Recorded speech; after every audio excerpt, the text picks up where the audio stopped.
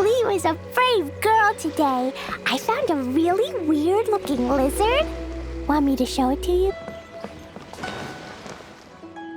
Chief Mate Juza's breaking in the newcomers, but I think we can spare you the tedium of that.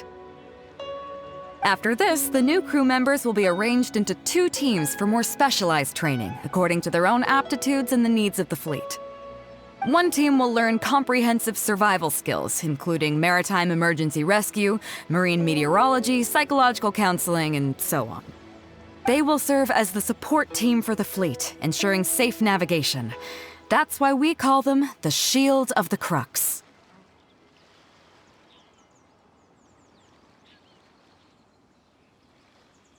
The vision of the Crux. Oh, we don't have that many visions, kid.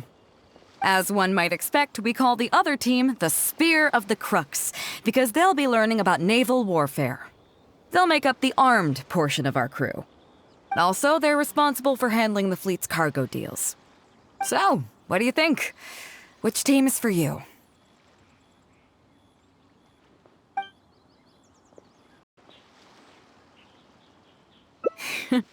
As I expected, you have a will to protect others. There are 2 main subjects that the Shield of the Crux focuses on: survival knowledge and entertainment. As I was saying earlier, survival knowledge includes prevention of injuries and diseases at sea, navigation and cartography, basic meteorology, etc. You can go learn about these skills from Genshin, Huixing, and Liushi. They're all seasoned hands in their respective fields. Each sailor has their own strengths and weaknesses. I'm no rookie, of course, but you shouldn't underestimate the knowledge of the crew. If there's anything I'm most proud of in the fleet, it's my people. Go and get to work. I'll have some questions to test you later. I look forward to seeing how you do. Ahoy there, mateys! Time! Hello, traveler. I'm Yinxing, the Crux's surgeon at sea. Whenever a sailor has a health problem, they come to me. I deal with it all, from seasickness and common colds to amputations and everything in between. Oh, I presume the captain arranged this, correct? All right then, let's begin. First of all, let me ask you this. What do you think is the biggest danger that all new crew members face?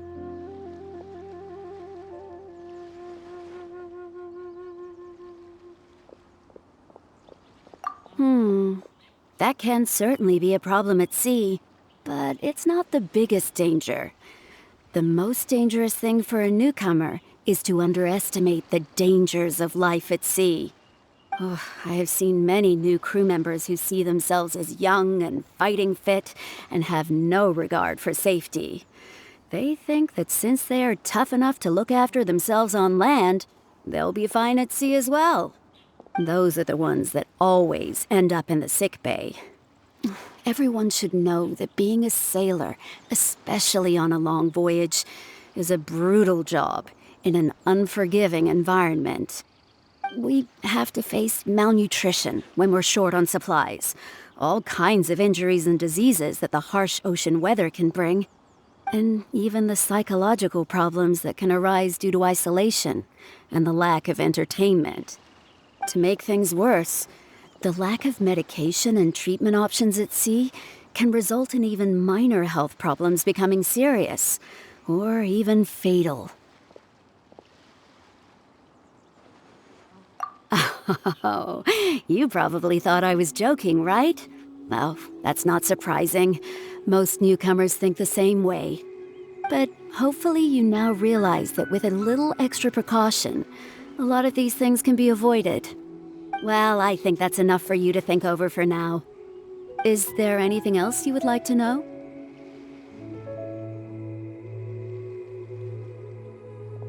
Well, my pleasure. Okay, let's leave it there then. Be sure to take good care of your health.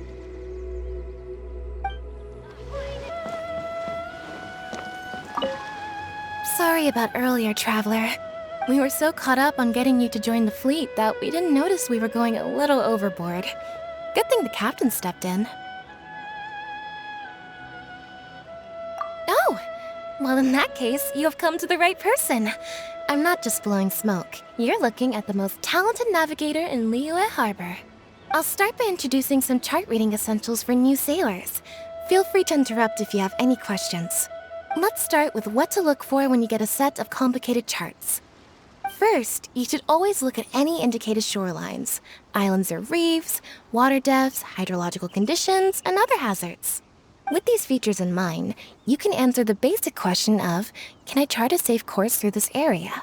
Visually, nautical charts are a little unique. Unlike land maps, most charts do not have a fixed scale, which means that it can be hard to precisely determine the exact distance between 2 points. The most advanced nautical charts come with a supplementary chart, which has different colored lines marked on it to indicate distances. It's worth mentioning that under my direction, the Crux is using these advanced kinds of charts. Some cartographers mark out other points of interest on their charts, usually with their own special symbols. If they don't leave any accompanying notes, they can be very difficult to interpret. Not only those, we have tattered and torn charts that we've picked up from all over the place. To be honest, it can be quite a challenge, even for me. Some of these charts are really old and have symbols that I've never seen before. But if we don't decipher them, we will certainly miss many secrets of the sea. Fortunately, we have the captain with us. She managed to find some ancient books on semiotics that I can use to study the charts further. I don't think anyone other than our captain could manage to get these kinds of resources. Old charts and ancient books on semiotics are not the kinds of things that are sold in your average marketplace. Oops, I've gotten off topic. Well, that just about covers the basics of chart reading. Is there anything else you would like to know, traveler?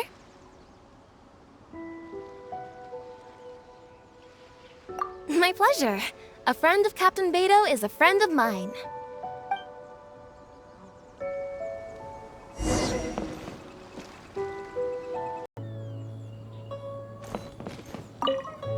Hello, traveler. Are you here to learn about marine meteorology? In my line of work, I've got to have a pair of sharp eyes. I saw the captain showing you around the training grounds, and then you went to see Yingxing and Huixing. So I figured that she probably wants you to get to know the life of a crew member.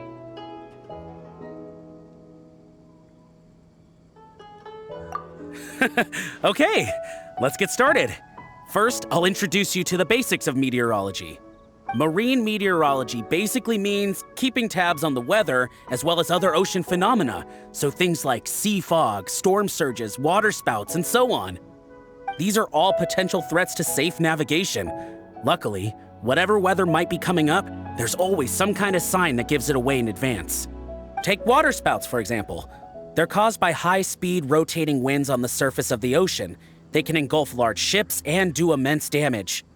But if you know that water spouts can only form in an environment with high temperature, high humidity, and large clouds, then you can be well prepared.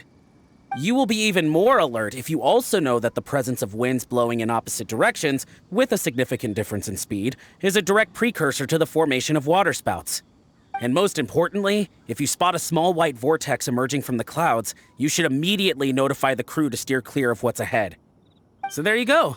Those are the warning signs of water spouts. I am proud to say that over the years, I haven't let a single one sneak up on my watch.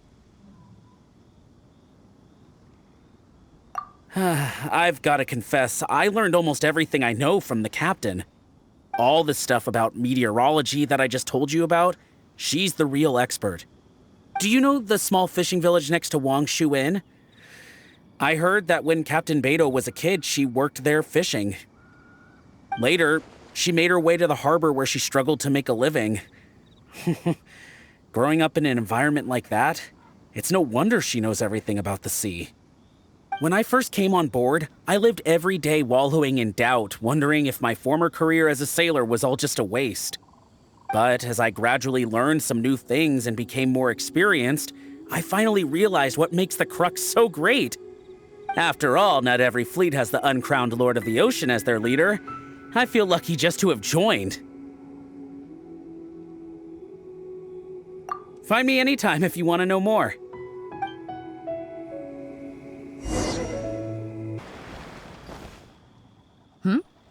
So you've already finished talking to the crew, huh? I thought it'd take you a while longer. So, what did you think?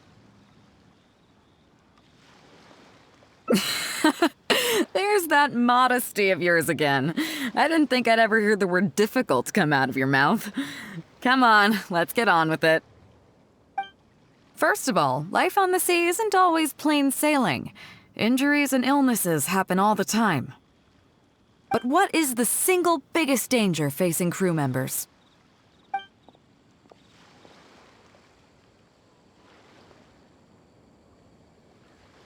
Is that your final answer? All right, on to the second question. As you've just learned, the fleet plots its route using nautical charts. The charts used by the Crux have additional charts attached. The supplementary chart has lots of lines in various colors for added reference. What is the purpose of these lines?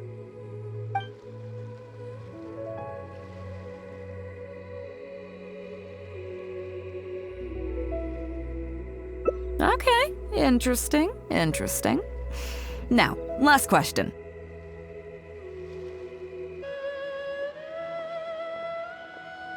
On longer voyages, we have to be especially careful to avoid certain weather hazards that pose a threat to the integrity of the ship and the lives of the crew.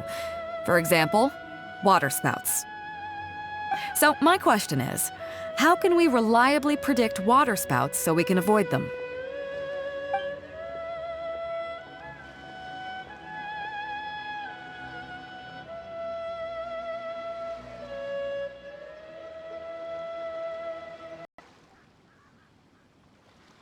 Okay, those are all my questions.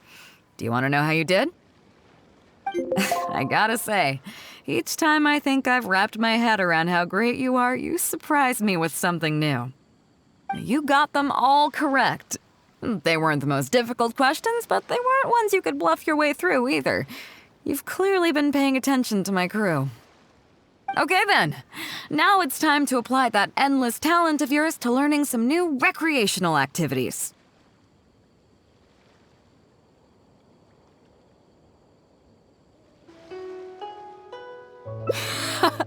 Don't worry, all our recreational activities are respectable and, above board. You need to realize that being out at sea might be fun for the first few days while everything's new, but before too long, looking at the same old sea every day and being so isolated from everything can really cause people to struggle mentally. That is why regular recreational activities are an absolute necessity. We offer a lot of fun courses for our newcomer training, including fishing, photography, chess.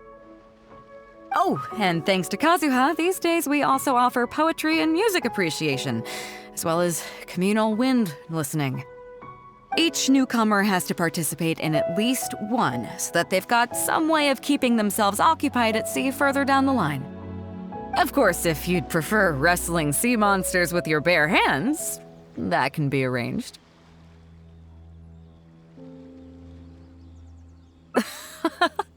Well, for today at least, let's stick to the training schedule drawn up by Juza. If I remember correctly, it should be photography today. Come on, I'll show you.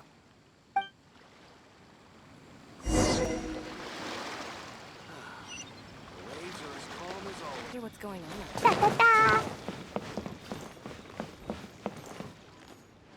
Listen up! Everyone can go back and call it a day. The photography session has been postponed. What's going on here, Juza? Oh, Captain, there you are. Well, Captain, the photography teacher just sent word saying that she's fallen ill and doesn't want to risk coming in case she keels over in class. I see. That's quite unfortunate. Oh? Quite the multi-talented one, aren't you? In that case, why don't you help us out and lead the class today? Yeah, unfortunately, the original teacher canceled at short notice, so there's no time to schedule anything else instead. It would be great if the Traveler could step in as the teacher for the day. It's up to you, Traveler. Great, it's settled then. Juza, let's muster everyone over here to meet the new teacher. Yes, Captain.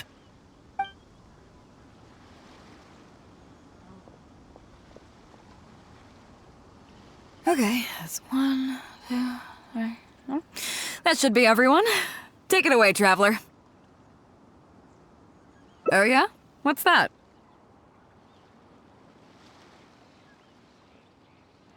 Fair enough. It seems like you already have someone in mind. So, who will it be?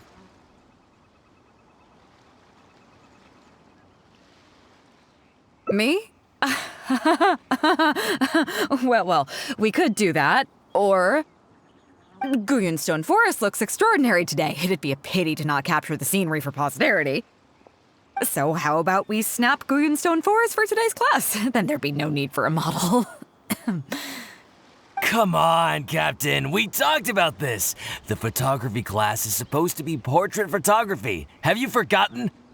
Scenery looks nice at first, but it gets boring after a while.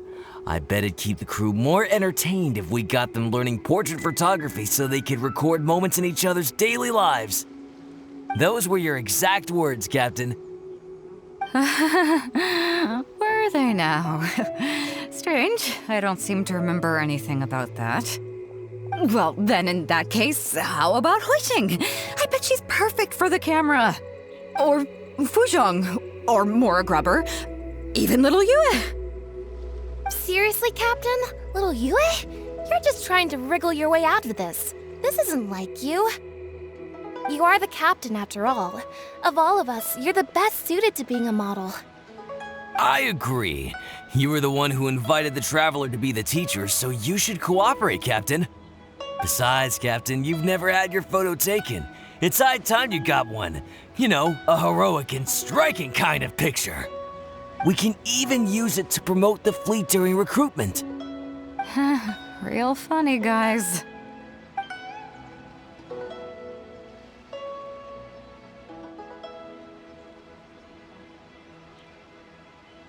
Well, if you say so.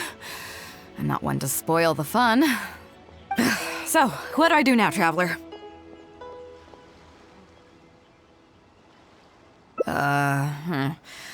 Like this? You're kidding, right? I've never had my photo taken before, but something this simple shouldn't be a challenge for me. It must be the lighting or something. You've got it wrong.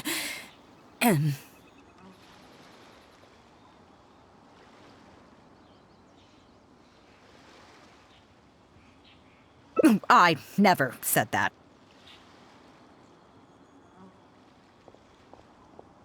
You mean go somewhere else, then bring the final photo back as teaching material? Sounds good to me. That's a good idea, isn't it, guys? The lighting may still be a problem. But I'm open to persuasion. If you have a suitable place in mind, I can consider it. Just to be clear, I won't necessarily agree. It depends on the place you have in mind.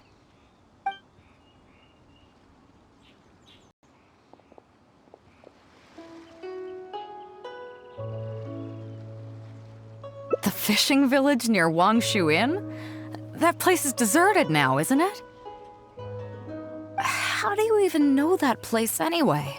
It's tiny. I don't think I've ever seen it on a single map.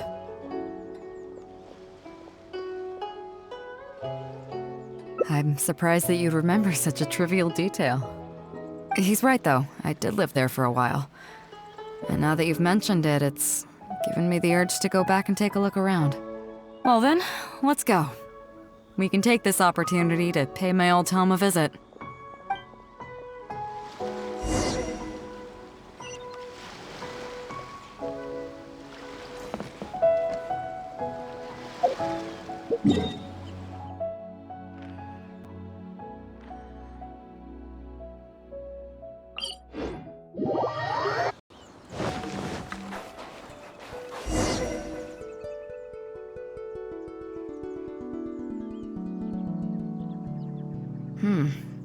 It's certainly seen better days.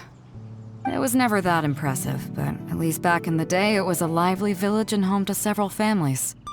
I wonder how long these last few old houses will remain standing. Nothing as dramatic as you might think. A few small incidents occurred, and then people began to leave. Come on, let's take a walk around. People used to call this place Downriver because the villagers apparently moved here from a place called Upriver. With them, they brought their knowledge of fishing, which had been passed down from generation to generation. I learned a lot from them when I was here. Now Upriver is long gone, and Downriver is all but deserted. It won't be long before no one even remembers what these places are called. To Zhong. Zhong. I barely remember this name.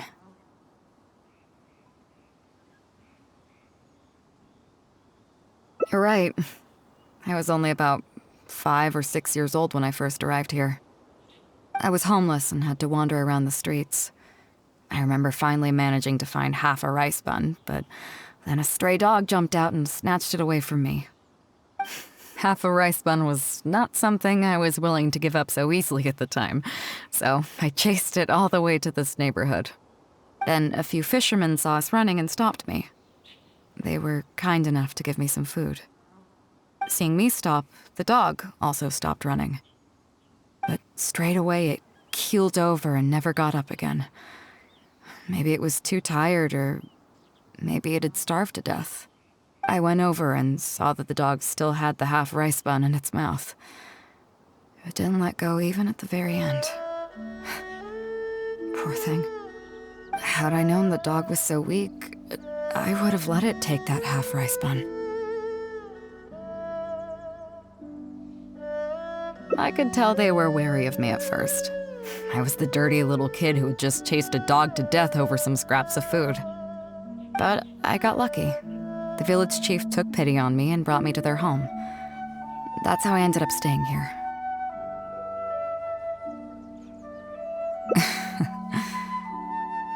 Do you know what the name Beidou means? Come on, I'll explain along the way. About a year or two after I arrived, the village chief fell ill during the winter and passed away. During that same period, the harvest was getting worse and the fishermen's catch was getting smaller day by day. Without the village chief to handle the situation, people began blaming each other. There were even rumors that some families had been overfishing and leaving nothing for the rest of the village to catch. But in the end, they all turned on me, saying that they shouldn't have ever taken me in. They said I was bad luck. They pointed to how that dog died on the first day I arrived. Next thing you know, the village chief dies, and then all the fish die out. They said I was a living curse, and the downfall of the village was all my fault. I told them that I didn't understand. I'm not a curse, I'm just Beidou. Then some of the villagers started shouting and drove me out of the village. They shouted, "Nando controls life. Beidou controls death. Beidou controls death." Before then, all I knew about my name was that it had something to do with the stars. It wasn't until then that I realized that Beidou was a constellation. And the Alcor, one of its stars, was an omen of death. Here we are. This is the old house of the village chief. I bet he never expected that the little girl he took in would grow up to be seen as a curse that brought about the village's total destruction. What do you mean?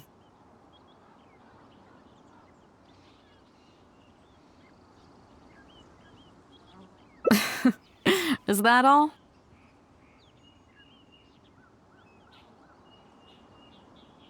And let me guess, you got to Inazuma and the Electro Archon's Gnosis was taken as well? Well, you seem to wreak havoc on a grander scale than I ever could. Oh, I get it. You're trying to convince me that I'm not cursed. I appreciate it, and I'll take it. Let's not forget that the people whose names stick around are the ones who emerge from the stormy seas unscathed. and the ones who get swept away in the wind are the fledgling birds who couldn't hack it. I, for one, have never encountered a storm I couldn't weather. But your journey's far from over, isn't it? Just remember, there's no telling what else you might encounter in this vast world. So if you ever find some idiot trying to brand you as a scapegoat just because you're the one who lived to tell the tale, tell them Captain Beidou demands to have the honor along with you. Remember, you'll always have the captain of the Crux to back you up wherever you go.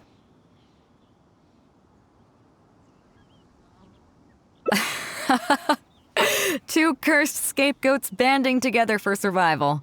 Sounds like a recipe for disaster, but at the same time, I kinda dig it. I'm lucky to have a friend like you. Okay, it's time to get back to our photography. Right, teacher?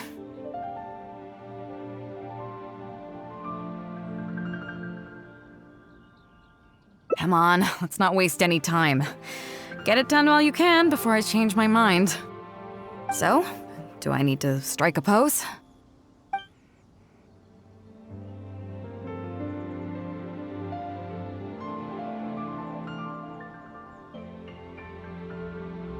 All right. How about this?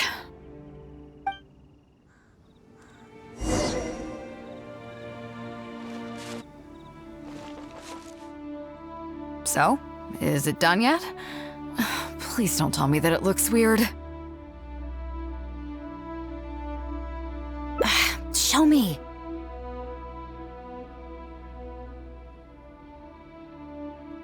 Yeah, sure, whatever. Now give it here.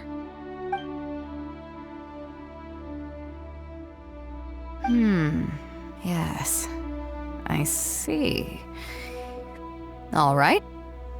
On behalf of the Crux, thank you very much for your photography class today. You've been an excellent teacher, and I couldn't be more satisfied. Now, as captain of the Crux, I am exercising my official right to requisition this photograph for future promotion and recruitment purposes. So I'm afraid I'll be holding on to this. That's fine with you though, right?